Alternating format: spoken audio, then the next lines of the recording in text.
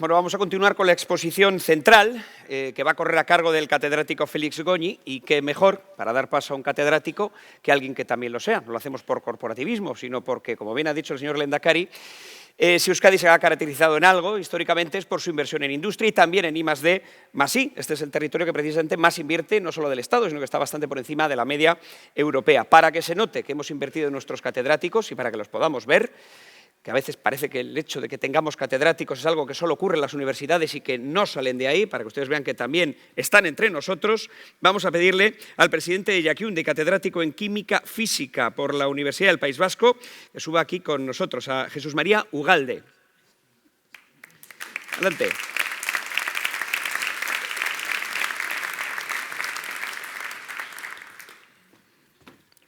María Esker. Arratsalde on denoi, Lehendakari, agintariok.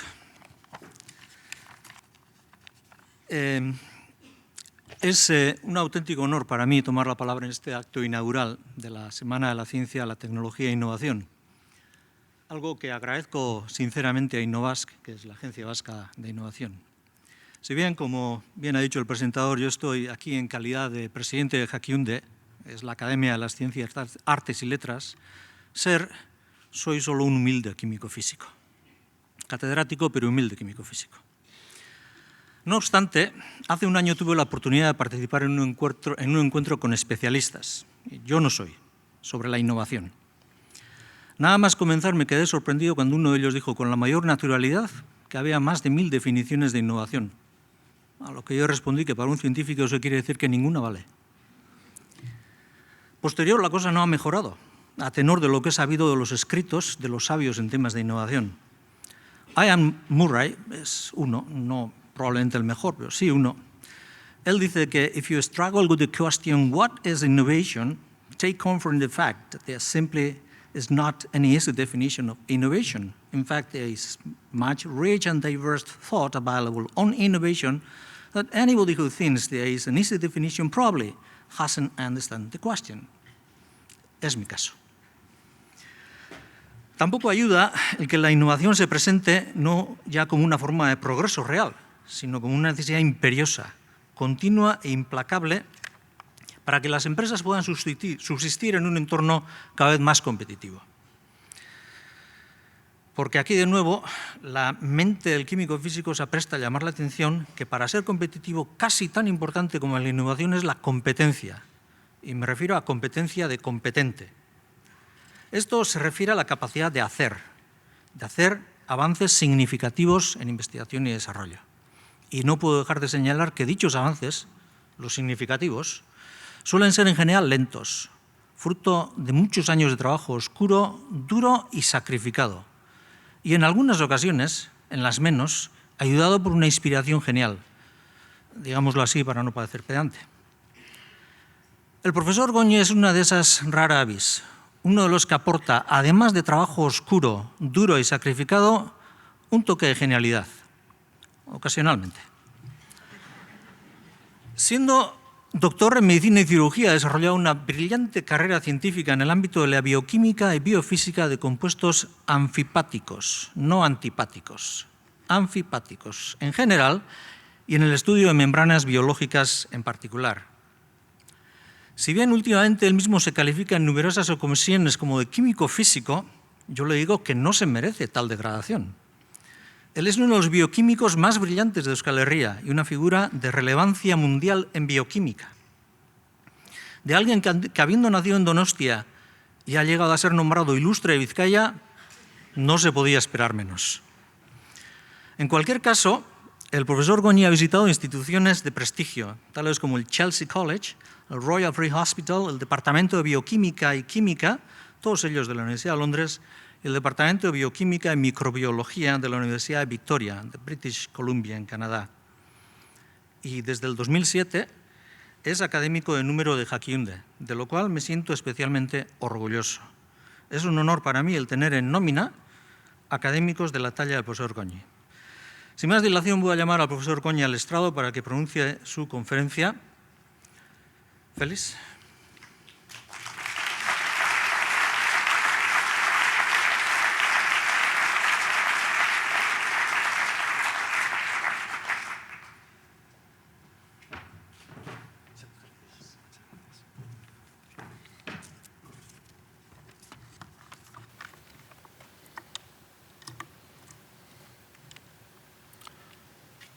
Lehendakari Jauna, señoras, señores. Antes que nada, muchas gracias, Jesús, por esas palabras dictadas por la amistad más que por la objetividad.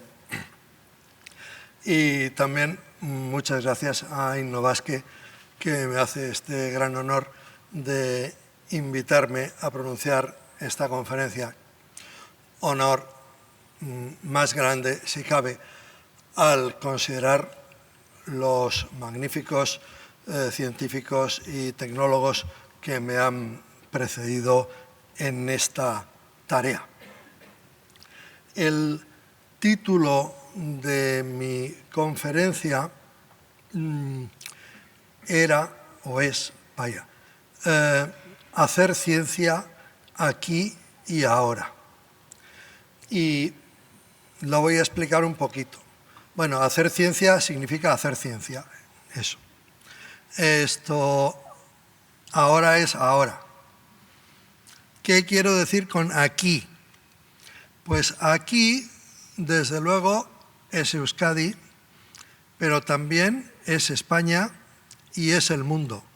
Porque en la ciencia no vale el kilómetro cero como en la cocina, no vale la cantera como en el fútbol. La ciencia es una actividad transnacional donde las haya. Y no es cuestión de querer o no querer. Simplemente hacemos ciencia pues con todos los demás científicos del mundo. Y cuando hemos pedido desde Euskadi la competencia exclusiva sobre la ciencia, no ha sido para encerrarnos nosotros aquí y hacer nuestra ciencia aquí sin que se entere nadie, sino ha sido para poder tener más recursos, para poder administrarlos mejor y, en definitiva, para interaccionar mejor o interaccionar más. Porque la ciencia de hoy no es la ciencia de aquellos genios y además millonarios que montaban su laboratorio en su casa y ellos solos producían. No, la ciencia moderna es básicamente interacción y por lo tanto, si queremos más recursos, no es para cerrarnos más, sino para abrirnos más. Bueno, les voy a dar la mala noticia ya. El tono de mi discurso es más preocupado que festivo. Me gustaría que fuera festivo y transmitirles una gran alegría. Solo que no es así. Por cierto, advirtiendo que mi tono es preocupado, no es pedigüeño. No vengo a pedir a nuestros gobernantes nada. Y no es porque yo no tenga una lista, claro, sino porque, entre otras cosas, me parecería totalmente desconsiderado utilizar la posición de preeminencia que Innovasque me concede para hacer peticiones que, quieras que no, siempre van a ser interesadas. Insisto, no es que no tenga lista. Lehendakari Jauna, un día de esto le llamo por teléfono, le pregunto qué hay de lo mío, pero hoy no. Entonces, esa preocupación se manifiesta a tres niveles. Uno, la enseñanza de la ciencia. Dos, la inversión pública y privada en ciencia. Tres, los obstáculos que encontramos los científicos. Ya sé, desde luego, que estoy predicando a los convencidos.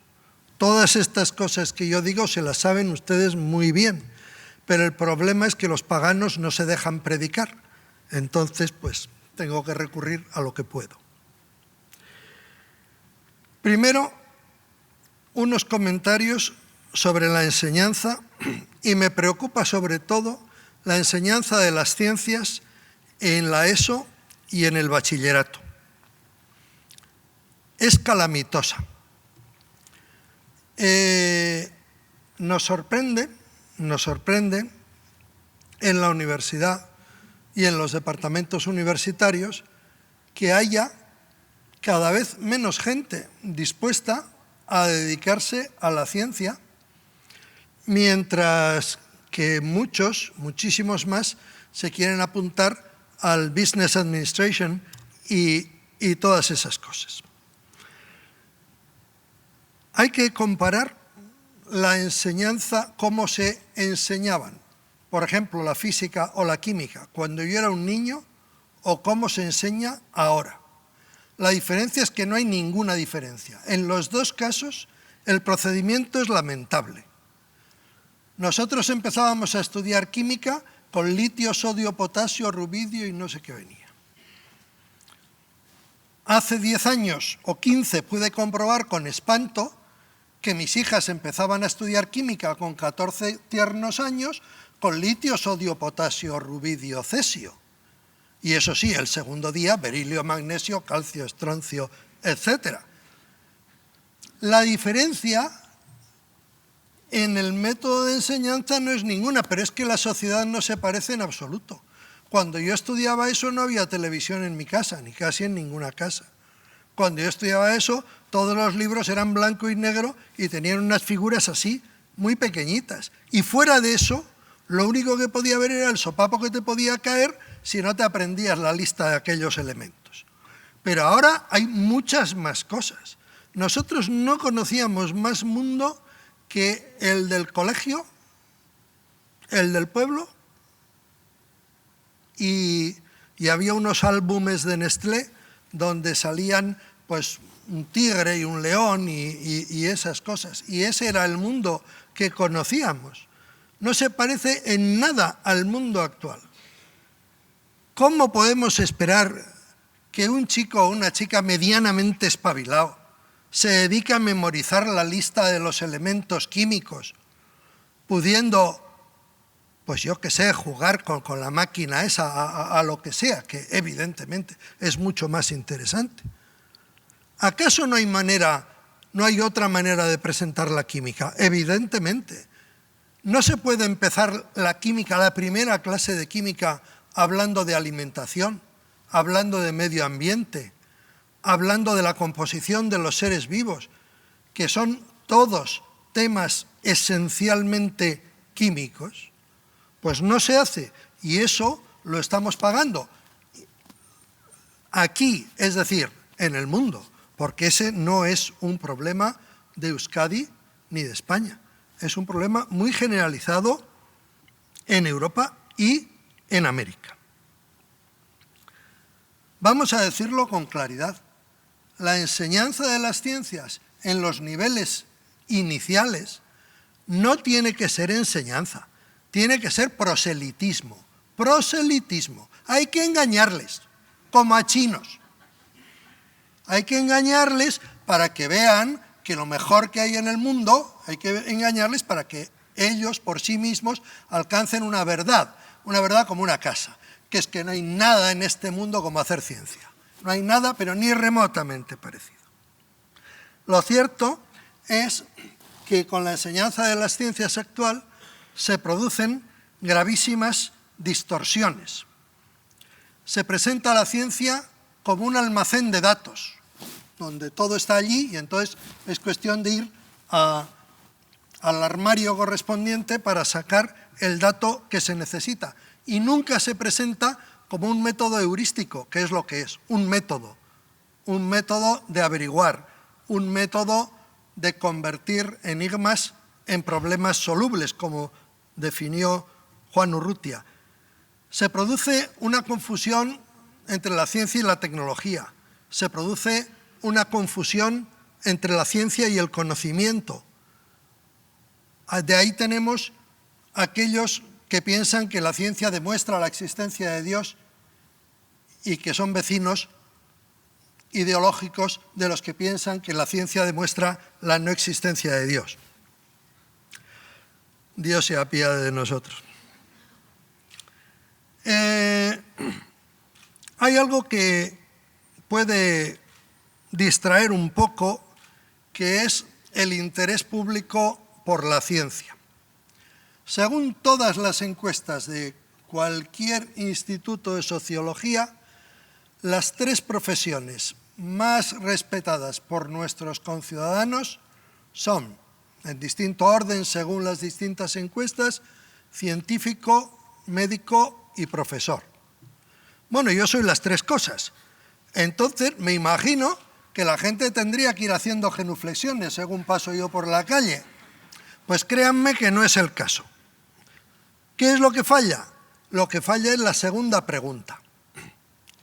Los examinadores veteranos sabemos que la pregunta importante no es la primera, es la segunda. Un examinador veterano y maligno me dijo una vez: tengo un método para evaluar el currículum de una persona con solo una pregunta. ¿Quieres que te lo haga? Yo dije, claro. Y me dijo, ¿tú sabrías decirme las 3 revistas más importantes de tu área de investigación? Y yo le dije, claro, A, B, C. Y me dijo, bien, ahora viene la pregunta. ¿Has publicado algún artículo en alguna de ellas? La segunda pregunta es la importante. Claro, si preguntamos a la gente, ¿usted cree que la investigación científica es importante? Sí, sí, claro. Pero a continuación tiene que ir la segunda pregunta. Entonces, ¿de dónde sacamos el dinero? ¿De los fondos de pensiones, quizá? ¿O de sanidad? ¿O del apoyo a ciertas instituciones deportivas? Bueno, la segunda pregunta es la que nos importa. Y si supiéramos la contestación a la segunda pregunta, tendríamos una idea más clara y quizá un poco más alarmante o melancólica de la opinión de nuestros conciudadanos. Vuelvo a repetir, esto no pasa solo aquí. Y con dolor de mi alma de anglófilo les voy a contar lo que me pasó la semana pasada, que estaba de viaje y estaba leyendo el Times de Londres en un avión, y había un artículo a 2 páginas que eran preguntas y respuestas de un concurso de televisión, que al menos antes, cuando yo estaba por allí, era muy famoso, se llamaba University Challenge, y las preguntas se dividían entre las fáciles y las difíciles. Entonces, yo empecé a hacer las fáciles. Y en las fáciles tuve una gloriosa calificación de 3 sobre 10. Confieso que no tenía la moral en su punto más alto cuando empecé las difíciles. Bueno, pues en las difíciles saqué 8 sobre 10. ¿Y eso? Pues muy sencillo, porque las difíciles eran de ciencias, que no eran más difíciles que las otras, sino que quien hubiera hecho esa clasificación había decidido que las de ciencias son difíciles por el mero hecho de ser de ciencias.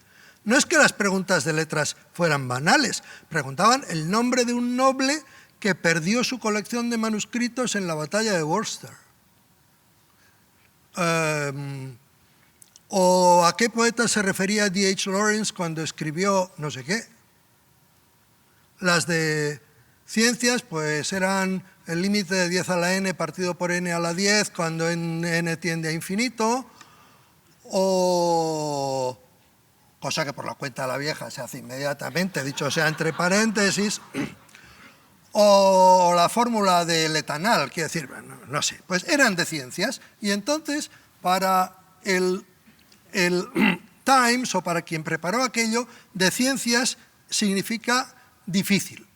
Entonces, que esto ocurra en Inglaterra, a mí la verdad es que incrementó mi melancolía. Lo cierto es que la ciencia es difícil. Incluso el qué, no digamos ya el cómo. quiero decir que si le preguntamos a un ebanista qué está haciendo, dice, pues estoy haciendo una silla. Ah, eso lo entendemos. ¿Cómo? Ahí está ya la dificultad. O lo mismo un sastre, pues estoy cortando un chaleco. Bien, entiendo, cortando un chaleco. Ahora, luego ya me empieza a hablar del nombre de las piezas, de las medidas que hay que... Ya la cosa se complica. Pero el problema de la ciencia es que no ya el cómo, es que ni siquiera el qué se entiende. Si a mí me preguntan, ¿y tú qué haces? Y yo contesto la verdad, cosa que no suelo hacer nunca, naturalmente, pero si contesto la verdad, pues yo estudio la segregación lateral de los esfingolípidos en bicapas lipídicas. ¿Cómo? Pues sí, es que no se entiende ni lo que hago, mucho menos cómo lo hago. La ciencia es difícil. Y si alguien dice... Si un científico dice que está investigando en algo que se entiende, lo entiende cualquiera, o no es un científico o no está diciendo la verdad. Lo cierto es que la formación de un científico, desde que comienza los estudios de grado, desde que comienza la universidad, hasta que se convierte en un investigador independiente, pues le va a llevar un mínimo de 15 años. Le va a llevar un mínimo de 15 años. 4 años de grado, 1 de máster, 4 de doctorado y 6 de postdoctorado, tranquilamente, antes de poderse establecer como un investigador independiente. Y después de esos 15 años, pues no se sabe, necesitarás suerte. Y eso es así. Claro, la ciencia tiene un carácter adictivo superior a la heroína. Entonces, si te enganchas, pues estás enganchado para toda la vida. Y por eso seguimos algunos, pero no realmente porque tenga ningún sentido el lógico o coherente el emprender una carrera científica como uno emprende pues cualquier otra carrera profesional. Por último, en relación con el tema de la enseñanza, la lamentable enseñanza de la ciencia nos lleva al auge de las pseudociencias o de las anticiencias, de las cuales puedo mencionar como ejemplo, uno, los movimientos antivacunación, que demuestran simplemente, bueno, como todos estos, demuestran pues ignorancia y histeria a partes iguales y desde luego un desconocimiento absoluto del manejo de datos cuantitativos, y casos peores como los movimientos antiantenas o la homeopatía.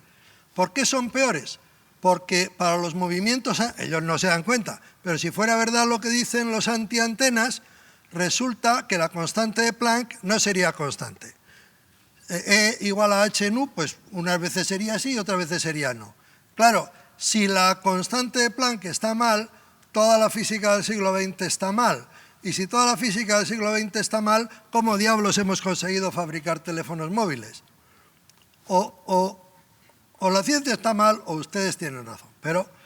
Y no digamos nada, pues lo de la homeopatía. Claro, si me dicen que disoluciones 10 a la menos 26 molar o 10 a la menos 28 molar, donde no hay ninguna molécula de un compuesto, van a tener efectos curativos, pues eso quiere decir que la ley de las proporciones definidas de Proust, que trabajó ahí en tu pueblo, en Vergara, dicho sea entre paréntesis, y por lo tanto la teoría atómica están mal. Y si la teoría atómica está mal, pues no comprendo cómo somos capaces de hacer polímeros, cómo somos capaces de entender el funcionamiento de los seres vivos, etcétera, etcétera. Con más brevedad mencionaré el problema de las inversiones. El problema de las inversiones para la ciencia no es que haya mucho o poco dinero. El problema es que la ciencia no tiene utilidad directa. Y claro, cuesta dar dinero a una cosa que es inútil. Pedro Echenique nos ha hablado con frecuencia de la sublime utilidad de la ciencia inútil. y todos los científicos de este país, por eso y por mucho más, estamos en deuda con Pedro Echenique. Pero lo cierto es que es muy duro pedir dinero para una cosa que no sirve para nada, al menos directamente. Entonces, la virtud que necesitan tener los políticos que administran las inversiones para la ciencia, la virtud es la fe. Fe es creer lo que no vemos. Les estamos pidiendo que nos den dinero para unas aplicaciones maravillosas que muy probablemente ellos no van a ver. Y sin embargo, existen gobernantes con fe. Bueno, existen con fe, existen agnósticos y existen ateos absolutos. No voy a mencionar a ninguno de los presentes por las razones que he dicho anteriormente, pero como ejemplo de fe robusta, ustedes recordarán al lehendakari Ibarretxe, a la consejera Celaá, que realmente eran modelos de fe en la ciencia. En el extremo opuesto del ateísmo más absoluto, pues tenemos desgraciadamente a don Luis de Guindos, que dice con gran alegría que no hace falta dar dinero a la ciencia porque la ciencia no va a sacar a España de la crisis. Es el tipo de lógica que utilizaba Yuri Gagarin o el partido soviético ponía en boca de Yuri Gagarin el argumento de que Dios no existía porque él había subido al cielo y no lo había visto. Lógicamente se mantiene esa consistencia maravillosa que tiene lo absolutamente absurdo. Lo cierto es que las políticas que inauguró primero el gobierno del señor Zapatero y continuó ávidamente el del señor Rajoy, han conducido a la destrucción del sistema científico español. No se nota todavía, porque las políticas importantes son políticas a largo plazo. Los efectos se van a ver más adelante. Tampoco se nota porque los científicos de la primera división siguen ahí. Pero como dice mi amigo Vicente Rubio de Valencia, se ha encargado la segunda división. Y no puede haber primera división, no se puede jugar una liga en la que solo haya primera división. La primera división necesita de la segunda necesita de la tercera. Aquí han destruido la segunda y la tercera, y por eso la primera pues está al borde de la destrucción. Insisto, estas grandes políticas tienen grandes inercias. No se van a notar los efectos mañana ni pasado, pero el futuro de España es el de un parque temático. Ese es el futuro que le espera a España. Convertirse en un parque temático para que vengan los extranjeros y disfruten con Don Quijote y la Castañuela. Este año,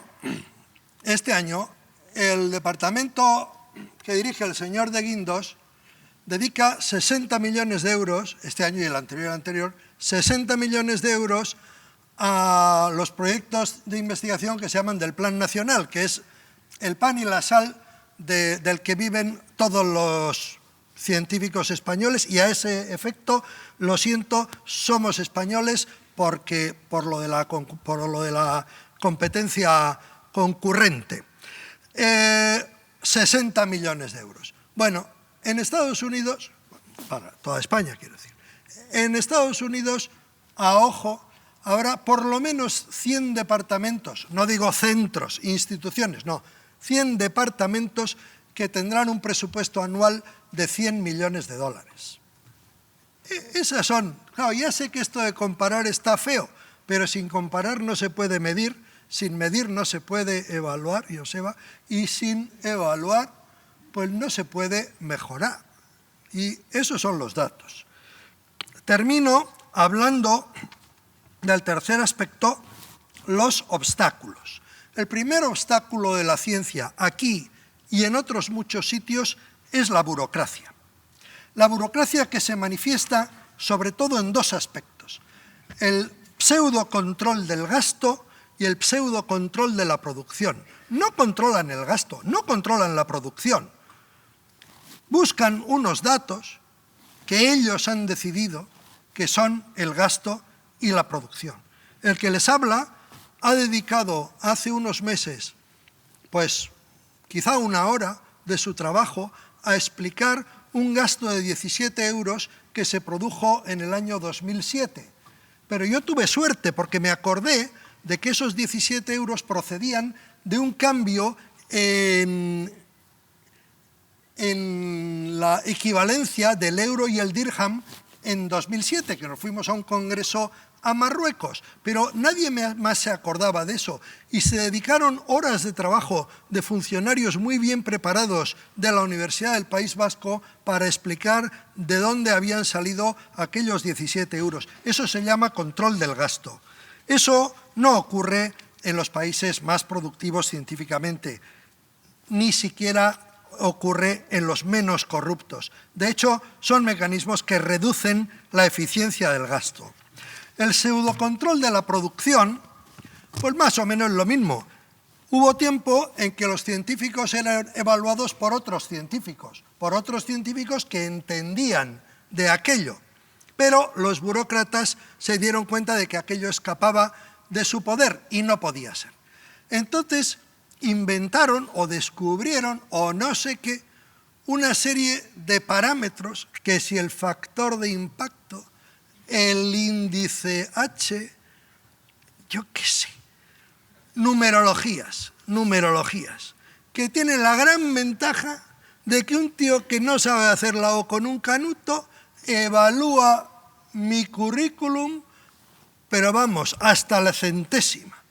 Y además nos dicen, es que aquí todo se hace con transparencia. Yo he llegado a la conclusión de que la transparencia es el último refugio del prevaricador y que me demuestren lo contrario. Si el primer obstáculo es la burocracia, el segundo es la falta de valentía para enfrentarse a la burocracia y al gasto ineficiente. Somos víctimas del síndrome de Estocolmo. Nos parece estupendo que nos reclamen los 17 euros de 2007 y además pues les recordamos que teníamos otro €1,50 de no sé de dónde. En este ambiente vivimos, de síndrome de Estocolmo. Estamos encantados de que nos tengan secuestrados los burócratas. Eso sí, gracias a esos controles podemos decir con satisfacción que en España no hay corrupción. El tercer obstáculo es el funcionarismo. No necesito decir, la gran mayoría de los que estamos en la investigación pública somos funcionarios sin incentivos salariales. Lo que hay como incentivos es una broma, no es un incentivo. No hay movilidad, no hay flexibilidad de tareas, solo hay ineficiencia. Y el cuarto obstáculo es la idea de buscar atajos, de confundir la categoría científica con la fama. Vamos a traer a este que es famoso y que nos va a poner un laboratorio maravilloso. Aquí, pues en fin, no quiero hacer sangre, pero mis paisanos donostiarras ya hace tiempo que han dejado de reírse de los peces de colores. Bien, termino citando a uno de mis autores preferidos en filosofía política. Me refiero a don Luis de Guindos. En el único discurso que se sabe que haya pronunciado delante de científicos, lo hizo con ocasión de la toma de posesión del profesor Lora Tamayo hijo como presidente del CSIC, nos dijo que había que hacer más con menos. Ni yo, ni los numerosísimos excelentes profesionales anónimos de la ciencia vamos a ser capaces de hacer más con menos. Hacer más con menos supone dos cosas falsas. Una, supone que antes hacíamos menos de lo que podíamos, porque ahora nos piden que hagamos más. Y supone que antes nos sobraban los recursos, porque ahora vamos a tener menos, pero da lo mismo. Bien, con menos vamos a hacer menos. No podremos sino hacer menos. Con educación científica deficiente, con inversión reduciéndose, con burocracia rampante, vamos a hacer menos. Y sin embargo, los que creemos en la investigación científica como actividad imprescindible de una sociedad desarrollada, tenemos un arma secreta. Es el apetito insaciable del hombre por el conocimiento y el progreso. No sé si la curiosidad es genética o epigenética, pero sí sé que es consustancial a la naturaleza humana. Vamos a seguir investigando y vamos a seguir intentando satisfacer nuestra curiosidad como sea. Solo espero que no tengamos que volver a los tiempos, que algunos no hemos olvidado, en los que la ciencia era una actividad reservada a los héroes. Eskerrik asko denoi.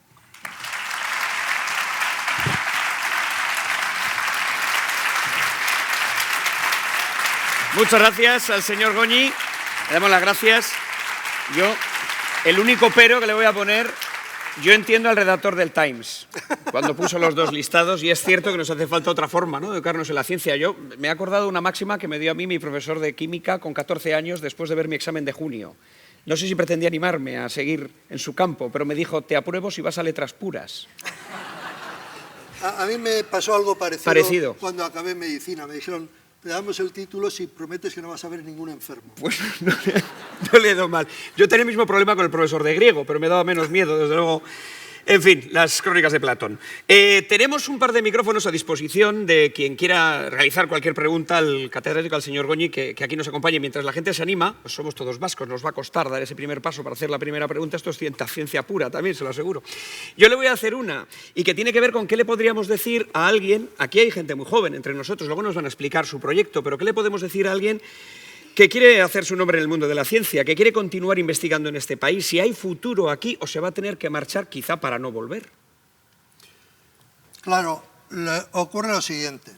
Ya he dicho que la ciencia es una droga dura. Es una droga dura, pero a diferencia de la heroína, no engancha a todo el mundo. Eso lo vemos en el laboratorio. Nosotros invitamos a venir al laboratorio de investigación a chicos jóvenes que están en segundo, en tercero, que han sacado buenas notas y tal, y empiezan allí a cacharrear. Y a los 6 meses, está claro, hay algunos que dejan de ir y no vuelven. Y otros que no salen y se quedan. Entonces, a los que estamos enganchados, pues es que nos dicen que aquí no hay nada que hacer, no importa. Que ahí hay un precipicio, no importa. Que al fondo del precipicio están los cocodrilos, no importa. Entonces, si los chavales están enganchados, y estos les veo una cara de enganchados terrible, porque claro, ya han probado, y si están enganchados, pues lo siento por ellos, pero la cosa no tiene remedio, van a acabar siendo científicos. Eso sí, aquí o en otro sitio. Bueno, vuelvo a lo que he dicho antes, esto es una actividad transnacional. Algunos, pues a lo mejor porque hemos venido antes, hemos tenido suerte y nos hemos quedado aquí. Otros, pues a lo mejor tendrán que abrir un poquito el abanico y ir a otros sitios. Pero hacer ciencia, eso es lo mejor que hay. Bueno, no sé si alguien tiene alguna pregunta, alguna cuestión. Igual hay más catedráticos de lo que yo pensaba, lo tenemos todo muy claro. Pero si tenemos alguna pregunta, tenemos a disposición 2 micrófonos. No, qué claro lo ha dejado usted todo, señor Goñi. La verdad es que se le ha entendido todo, ¿eh? Lástima que de Guindos ahora es embajador en París y no Le hubiera hecho alguna pregunta que usted me ha No, planteado. el que es embajador, vamos, yo no leo mucho los periódicos. Perdón, me estoy equivocando, efectivamente. Está hablando de mi amigo José correcto, Ignacio Wert. correcto, es Wert. Pero es que ahora con la duplicidad de las carteras, está usted en todo, ¿eh? Pero si alguna vez tengo enfrente a De Guindos, cosa que dudo, se le voy a hacer alguna de estas cuestiones. Bien. Otra cosa es que me conteste. Bueno, contestará con un aplomo absoluto. La ciencia no es necesaria, todo el mundo lo sabe. Es verdad. Para él, por ejemplo, no es necesaria. No sabe nada de ciencia y le va estupendamente. Bueno, le va mal. Igual la pregunta se las hago usted y no a él. Me hace más interesante. Bueno, pues vamos a continuar. Le vamos a dar las gracias al profesor Goñi. Muchas gracias, un placer, de verdad, gracias.